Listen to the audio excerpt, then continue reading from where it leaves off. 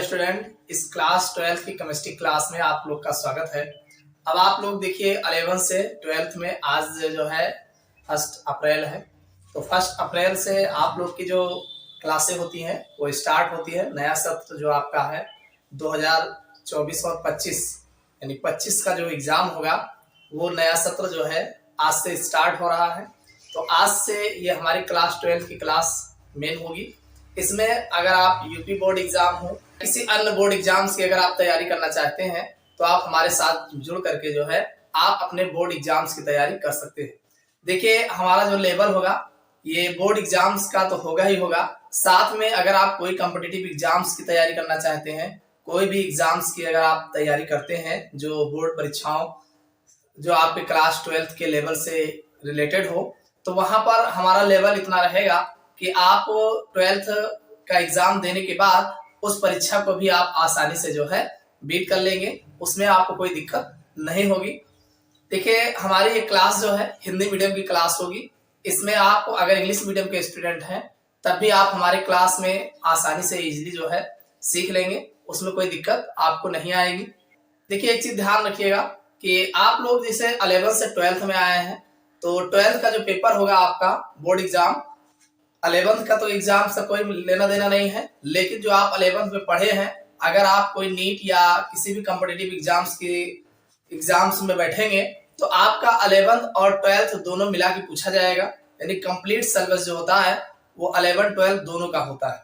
तो वहां पर आपको ये नहीं देखा जाता कि केवल 12th से ही पूछा जाए, आप 12th से एग्जाम देके आया हो बोर्ड एग्जाम, ऐसा कुछ नहीं है। आपको 11th और 12th दोनों मिला करके पेपर रखे जाते हैं। तो अगर आपने 11th की तैयारी नहीं किया है तो 12th में आपको घबराने की जरूरत नहीं है। आप 12th की तैयारी करिए, साथ में आप 11th जो है बाद में देख लीजिएगा, बाद में रिवीजन आप 11th का कर लीजिएगा।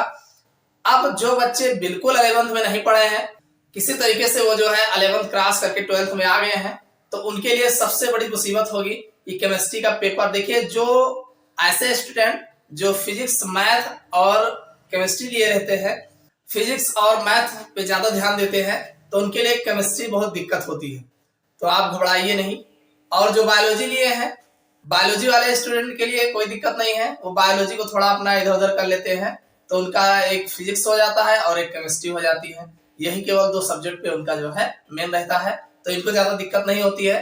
कोई दिक्कत नहीं। अगर आप 11th में बिल्कुल केमिस्ट्री नहीं पढ़े हैं तब भी आप हमारे साथ जुड़ करके आप इजिली जो है थोड़ा थोड़ा छोटा, ये मान के चलिए 15 मिनट 20 मिनट 25 मिनट 10 मिनट जो जैसा डेली का क्लास हमारा होगा वैसा का लेक्चर आपको डेली आपको 4:35 पे मेरा डेली जो है आपको वीडियो जो है देखने को मिलेगा। देखिए ये ऑफलाइन क्लास है, इसमें आपको डेली लेक्चर्स जो है आपको समय समय पर जो है मिलता रहेगा।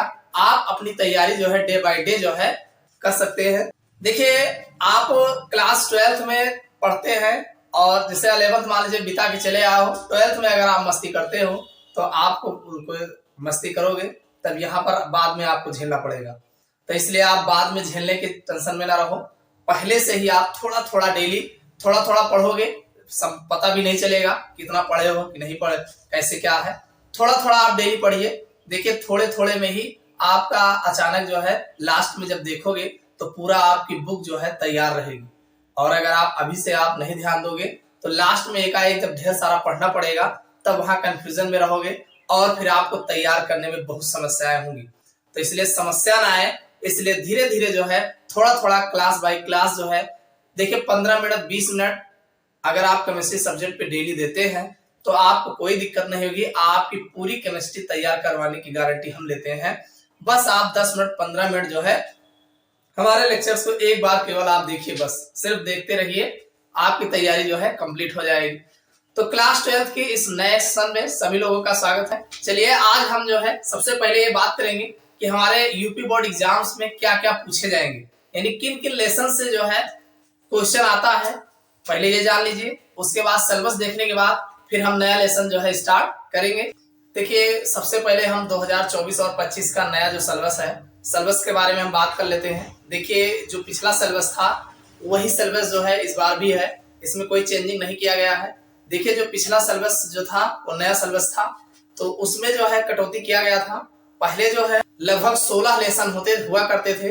क्लास 12th में जो है लगभग 16 लेसन जो है हुआ करते थे और 16 लेसन का जो है बोर्ड एग्जाम्स में क्वेश्चन आपको देखने को मिलते थे। अब क्या है, पिछले साल से जो है जो नया पैटर्न लागू हुआ है एनसीईआरटी की गाइडलाइंस के अनुसार, इसमें जो है 16 की बजाय अब केवल आपको 10 लेसन देखने को मिलेगा। यानी आपके 6 लेसन ऐसे हटा दिए गए हैं। अब ये यानी अब अगर देखा जाए तो 16 में 6 हटा दिया गया है, केवल 10 ही पढ़ना है। तो ईमान के लिए 70-75% सिलेबस आपका शेष बचा है।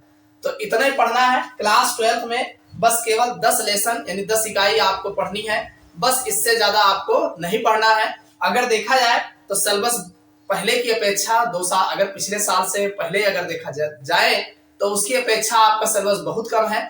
अब इसमें हम बात करते हैं कौन कौन सा लेसन आपको यूपी बोर्ड एग्जाम्स में जो है देखने को मिलेगा। तो देखिए सबसे पहला लेसन जो यूपी बोर्ड का बनता है वो है बिलेन। सॉल्यूशन क्या होते हैं, सॉल्यूशन जो है ये आपका पहला लेसन होगा बोर्ड एग्जाम्स का। और इसमें आपको न्यूमेरिकल देखिए हम आपको थोड़ा थोड़ा चर्चा ये भी कर लेते हैं इसमें क्या पढ़ना है। देखिए ये जो आपका बिलेन है, बिलेन में ये पहला लेसन बहुत महत्वपूर्ण है। इसमें आपको न्यूमेरिकल देखने को मिलेगा और न्यूमेरिकल से साथ साथ आपको थ्योरीज भी मिलेंगी। तो डेरिवेशन थ्योरीज जो मिलेगा साथ में यहाँ पहला लेसन जो है न्यूमेरिकल के अगर दृष्टिकोण से देखा जाए तो यहाँ न्यूमेरिकल भी आपको काफी अच्छे खासे देखने को मिलेंगे। यानी पहला लेसन आप न्यूमेरिकल भी तैयार करना है। जो भी चीजें हैं ये आपके देखिए अगर देखा जाए तो ये आपका फिजिकल केमिस्ट्री के अंतर्गत आता है। तो ये पहला लेसन आपका बिलेन हो गया जिसमें न्यूमेरिकल भी देखने को मिलेंगे, ठीक। और दूसरा जो हमारा इकाई है वैद्युत रसायन इलेक्ट्रोकेमिस्ट्री। तो इलेक्ट्रोकेमिस्ट्री ये भी आपका फिजिकल केमिस्ट्री का पार्ट है। तो इसमें जो है इलेक्ट्रोकेमिस्ट्री में भी आपको न्यूमेरिकल देखने को मिलेगा। चलिए अगला है इकाई 3 रासायनिक बलगतिकी केमिकल काइनेटिक्स। तो केमिकल काइनेटिक्स जो है इसमें भी आपको न्यूमेरिकल जो है देखने को मिलेगा। ये भी फिजिकल केमिस्ट्री है। देखो फिजिकल केमिस्ट्री में ही न्यूमेरिकल आपको देखने को मिलेंगे, एक बात ध्यान रखिएगा। ये 3 लेसन जो है ये आपके फिजिकल केमिस्ट्री के अंतर्गत आएंगे। इसके बाद अगर देखा जाए तो ये आपके केवल 2 लेसन, ये 4 और 5 इकाई जो है ये आपके इनऑर्गेनिक केमिस्ट्री के अंतर्गत आएगा। ये आपका इनऑर्गेनिक केमिस्ट्री के अंतर्गत आएगा। बाकी यहां से लेकर के पूरा लास्ट तक जो है ये आपका ऑर्गेनिक केमिस्ट्री में देखने को मिलेगा। यानी आपको केवल 3 लेसन्स जो है फिजिकल केमिस्ट्री में पढ़ने होंगे। और एक चीज ध्यान रखना, इन 3 लेसन्स में ही आपको न्यूमेरिकल देखने को मिलेगा। इसके अलावा आपको ज्यादा न्यूमेरिकल कहीं भी देखने को नहीं मिले कहीं भी आपको देखने को नहीं मिलेगा। बस केवल इसी 3 लेसन्स में आपको न्यूमेरिकल जो है लगाने हैं। सारी मेहनत जो है यहीं पर न्यूमेरिकल और थ्योरी में ज्यादातर करनी पड़ेगी।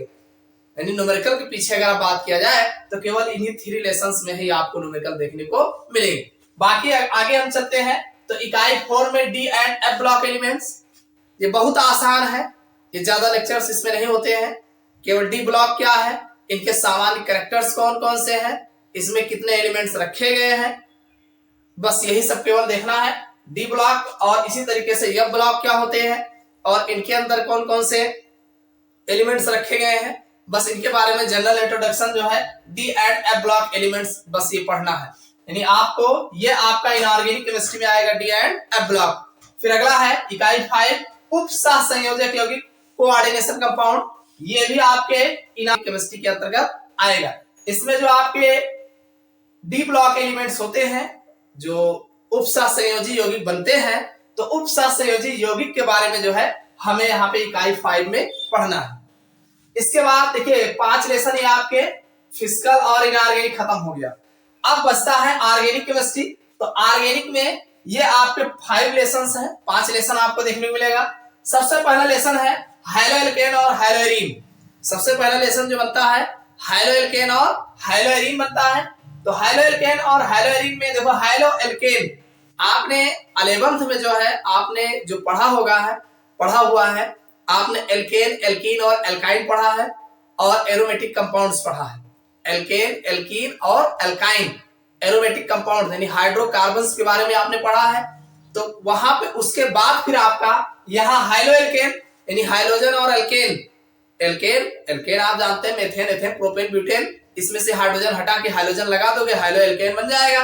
तो हाइलोएल्केन और हाइलोएरीन जो आपने उधर एरोमेटिक कंपाउंड बेंजीन पढ़ा होगा, तो बेंजीन में एक एच हटा के Cl लगा देंगे, हाइलोएल्कीन बन जाएगा, यानी X लगा देंगे। तो हाइलोएल्केन और हाइलोएरिन ये आपका पहला लेसन बनेगा यहाँ पे, यानी इकाई 6 में आपको देखने को मिलेगा। ये ऑर्गेनिक का पार्ट मिलेगा, ऑर्गेनिक पार्ट है।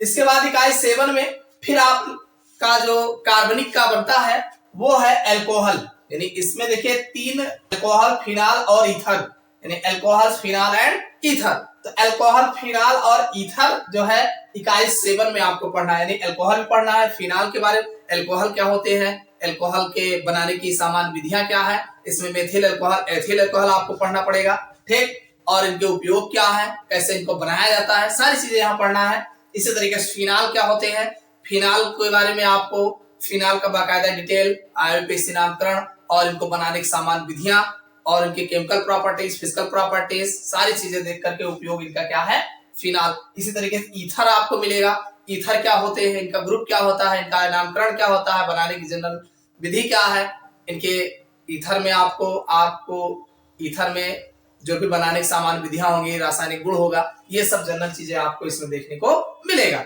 अगला जो इकाई 8 है, इसमें एल्डिहाइड, कीटोन और कार्बोक्सिलिक, इसमें भी 3 कंपाउंड्स रखे गए हैं। एल्डिहाइड, सबसे पहले एल्डिहाइड क्या होता है, एल्डिहाइड का आपको जनरल देना है, आईयूपीएसी नामकरण क्या है, सारी चीजें आपको एल्डिहाइड के बारे में, जैसे एस्टल्डिहाइड क्या है, कैसे बनाओगे, फॉर्मल्डिहाइड क्या है, कैसे बनाओगे, ये सब यहाँ आपको पढ़ना है। इसके बाद कीटोन है, कीटोन में आपका कीटोनिक ग्रुप क्या होते हैं, इसका नामकरण क्या है, इसके बारे में पूरा डिटेल आपको पढ़ना है। फिर कार्बोक्सिलिक अम्ल, जैसे एसिटिक एसिड हो गया, फॉर्मिक एसिड हो गया, तो ये सब आपको यहाँ पर इस वाले लेसन में देखने को मिलेगा। ये भी आपका कार्बनिक रसायन का ही पार्ट है। अगला फिर इकाई, अगला आता है 9, नाइट्रोजन युक्त कार्बनिक यौगिक। तो नाइट्रोजन युक्त organic compound containing nitrogen, nitrogen युक्त कार्बनिक यौगिक में आपको जो देखने को मिलेगा, जैसे इसमें एमीन्स, देखो नाइट्रोजन युक्त कार्बनिक यौगिक, यानी ऐसा कार्बनिक यौगिक हो जिसमें नाइट्रोजन इन्वॉल्व हो, तो उसे हम नाइट्रोजन युक्त कार्बनिक यौगिक बोलते हैं। तो नाइट्रोजन युक्त कार्बनिक यौगिक में आपके एमीन्स आएंगे। एमीन्स क्या होते हैं, इसमें NH2 ग्रुप लगा रहेगा, एमीन्स रहेगा, ठीक। तो एमीन्स के बारे में पढ़ना है, एमीन्स क्या होते हैं, कौन कौन से एमीन्स, आप कैसे बनाओगे इनको, इनके रासायनिक गुण क्या है। उसके बाद साइनाइड्स, इसमें साइनाइड जो है जिससे CN ग्रुप होता है, इनके बारे में, alkyl cyanide, methyl cyanide, ethyl cyanide, जो भी कैसे बनाओगे, जनरल चीजें पढ़ना है। उसके बाद आइसोसाइनाइड्स क्या होते हैं, ठीक है, आइसोसाइनाइड, NC, तो इन सब की चीजों के बनाने की विधियां जो है ये इस वाले नाइट्रोजन युक्त कार्बनिक यौगिक में आपको देखने को मिलेगा। अगला जो हमारा लेसन है वो लास्ट वाला, जैव अणु, बायोमॉलिक्यूल्स, यानी जो बायो के अंतर्गत आते हैं। तो बायोलॉजी में आपने जो चीजें पढ़ा होगा, अगर आप बायो लिए हैं तो बायोलॉजी में काफी चीजें आप पढ़े रहेंगे, वही चीज यहाँ पे आपको केमिस्ट्री में पढ़ना होगा। जैसे कार्बोहाइड्रेट्स के बारे में पढ़ना है, तो कार्बोहाइड्रेट अगर बायोलॉजी आप लिए हैं तो आपको यहाँ टेंशन लेने की जरूरत नहीं है, ये आपको तैयार होगा। इसमें कुछ काफी चीजें जो बायो के स्टूडेंट हैं उनका लगभग काफी चीजें तैयार होगा, बशर्ते यहाँ पे थोड़ा स्ट्रक्चर वगैरह आपको डिटेल में देखना पड़ेगा। तो यहाँ कार्बोहाइड्रेट्स के बारे में पढ़ना है, कार्बोहाइड्रेट्स क्या होते हैं, कितने प्रकार के होते हैं, ठीक है, ये सारी चीजें आपको देखना है। उसके बाद प्रोटीन्स क्या होते हैं, प्रोटीन्स के बारे में आपको देखना है। विटामिन क्या होते हैं, विटामिन के बारे में जानना है। उसके बाद न्यूक्लिक एसिड, इसमें RNA DNA आपको पढ़ना है।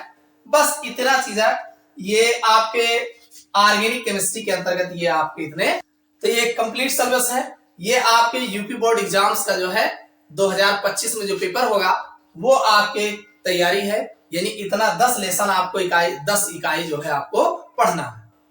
तो समझ में आ गया होगा इस सिलेबस आपका क्या है। इसमें अब आप कोई हेडेक मत रखिए, लेसन बहुत कम है और पढ़ना है आपको, पढ़ने में कुछ नहीं है, थोड़ा थोड़ा आप पढ़ोगे। देखिए इसका जो है कंप्लीट जो है दिया गया है, आपके वेबसाइटों पर मिल जाएगा, यूपी बोर्ड की वेबसाइट पर, कि कैसे क्या पढ़ना है, कितने दिनों में क्या पढ़ना है। देखिए इसमें अब सिस्टम ये लगाया गया है कि आपके 6 मंथ का जो पेपर होगा इसमें आधा आपका इधर का पोर्शन होगा और आधा इधर, यानी ये आप जहाँ देख रहे हैं कि 5 लेसन ऑर्गेनिक का है और 5 लेसन में इनऑर्गेनिक और फिजिकल है। तो ऐसा नहीं है कि आप 6 महीने जो है एक फिजिकल और इनऑर्गेनिक पढ़ो, जब खत्म हो जाए तब आप ऑर्गेनिक पढ़िए, ऐसा सिस्टम नहीं है। यूपी बोर्ड का जो सिलेबस उन्होंने बनाया है उसमें ये बताया गया है कि आप विलयन यानी आधे महीने आप बिलेन पढ़ेंगे और आधे महीने में आप जो है हाइलो एल्केन और हाइलो एरीन पढ़ेंगे। यानी इस तरीके से सिलेबस जो है क्रिएट किया गया है कि कुछ इसको भी पढ़ेंगे और इसको भी पढ़ेंगे। यानी जब आप पेपर देंगे 3rd मंथ का या हाफ ईयरली का एग्जाम देंगे तो ऑर्गेनिक का भी उसमें पोर्शन रहेगा और इनऑर्गेनिक और फिजिकल का भी उसमें देखने को मिलेगा। इस तरीके से बारी बारी दोनों इधर से भी और इधर से दोनों जो है थोड़ा थोड़ा करके आधे आधे मंथ का जो है सिलेबस बनाया गया है। आप इसको जो है वेबसाइट से डाउनलोड करके देख सकते हैं। तो ये तो बात हो गई आपको 12th में कंप्लीट पढ़ना क्या है। अब बात आती है सबसे पहला लेसन हमें स्टार्ट करना है। तो देखिए इतना आपको समझ में आ गया होगा। अगले लेक्चर्स में हम जो है पहला लेसन जो है बिलेन जो है स्टार्ट करने वाले हैं। तो अगर आप कंप्लीट यूपी बोर्ड की एग्जाम की तैयारी मेरे साथ जुड़ करके करना चाहते हैं, करने का मौका नहीं मिला है, आप भी हमारे साथ जुड़िए। और आप अभी तक हमने जितने बच्चों को पढ़ाया है सभी लड़के जो है अपने एग्जाम्स में अच्छे मार्क्स लेकर के आए हैं। तो आप भी अच्छे मार्क्स लेके आए। तो अगले लेक्चर्स में हम बिलेन स्टार्ट करेंगे।